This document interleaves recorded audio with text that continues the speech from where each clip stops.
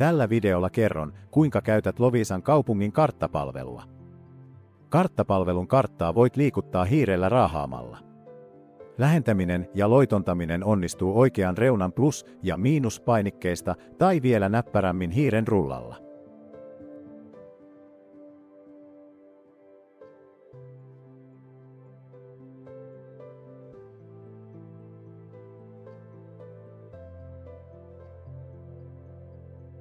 Karttapalvelussa voit valita taustakartaksi muitakin aineistoja oletuksena avautuvan maanmittauslaitoksen taustakartan lisäksi. Vaihtoehdot löydät vasemmasta reunasta karttaa muistuttavan valitse karttanäkymä symbolin takaa. Haluamasi karttanäkymän valitset klikkaamalla. Voit esimerkiksi valita taustaksi ilmakuvan.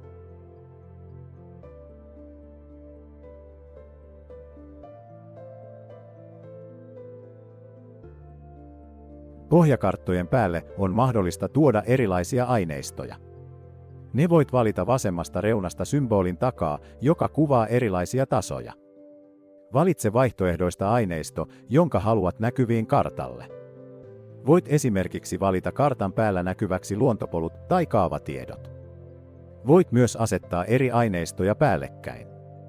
Voisimme esimerkiksi laittaa taustalle ilmakuvan ja valita toiseksi aineistoksi ajantasa-asemakaavan.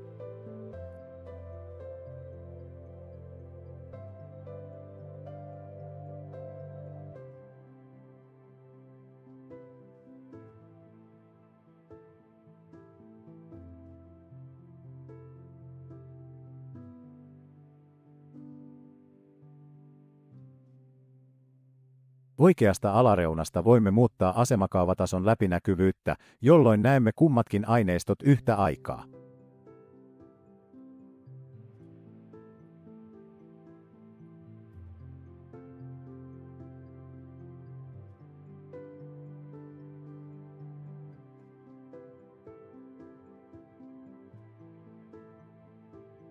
Yläreunassa olevan hakukentän avulla voit tehdä erilaisia hakuja. Syötä hakukenttään haluamasi osoite tai kiinteistötunnus.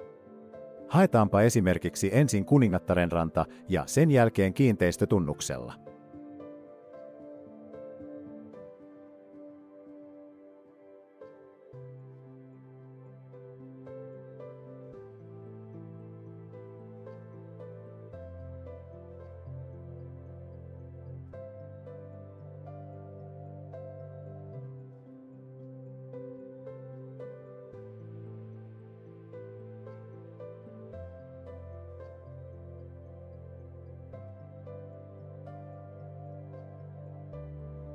Voit mitata etäisyyksiä mittatyökalun avulla.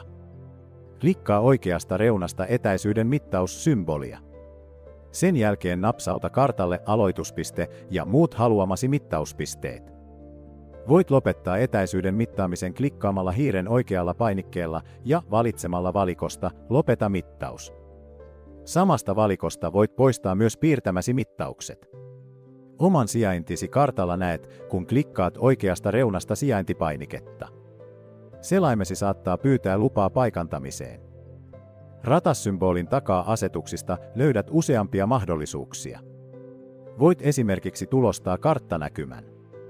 Saat myös luotua linkin karttanäkymään, vaikka sähköpostia tai sosiaaliseen mediaan jakamista varten. Kartasta saa myös tehtyä karttaupotteen verkkosivuja varten. Jos rekisteröidyt karttapalvelun käyttäjäksi, voit tallentaa omia kohteita ja reittejä kartalle ja jakaa niitä muille. Järjestelmä ohjaa rekisteröitymisessä ja se tarvitsee tehdä vain kerran.